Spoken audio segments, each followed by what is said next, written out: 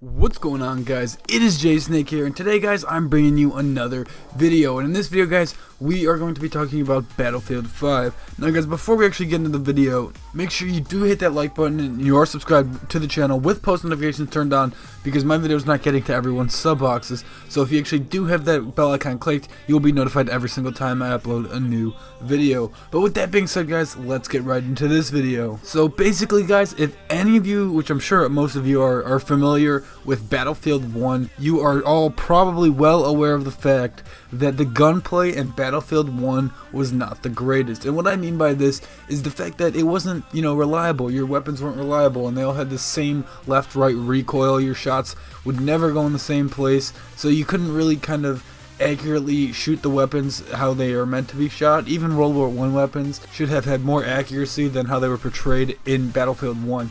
And that was a big issue because it really made gunplay not that fun and pissing people off. And then, guys, we're talking about Battlefield 1 here. Gunplay is the most important mechanic in the game. So they're going to have to get this down if they're going to want to keep a happy player base. But basically, yeah, gunplay in Battlefield 1 was not the greatest, and the community definitely told DICE that we wanted change. And DICE did seem to listen, guys, because in Battlefield 5, we will be getting refined gunplay and movement. So basically, DICE stated that random bullet deviation, which is also known as RBD, has just been completely removed. So players are now actually able to place their shots more efficiently, and in time they'll be able to learn how different weapons fire. So every weapon's going to have sort of its own feel. They're not going to all feel the same, which is something that's going to be really cool, and it's going to give each gun its own unique feeling. So DICE actually talked about the submachine gun as their example. So basically what they're saying is that the first few rounds will be fired at the exact same spot every time. But if you do hold the trigger down longer, the later rounds will actually eventually spread out, which is just like real life, and that's what people want. The early pattern will be pretty much identical each time the trigger is pulled with every single gun, but the pattern of the bullets spreading out more is going to be a lot more predictable than in the previous Battlefield titles, which is definitely a huge step in the right direction.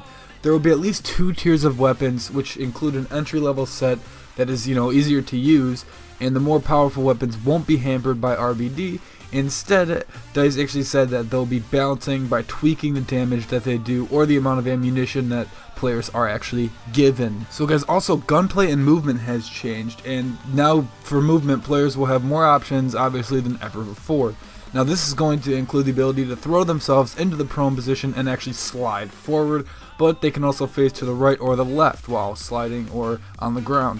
Now players can also fall backwards and go prone on their backs, which is something that's going to be pretty interesting. We're going to see how that works out, I guess. That could be, good if you're getting chased by somebody, or I don't really know.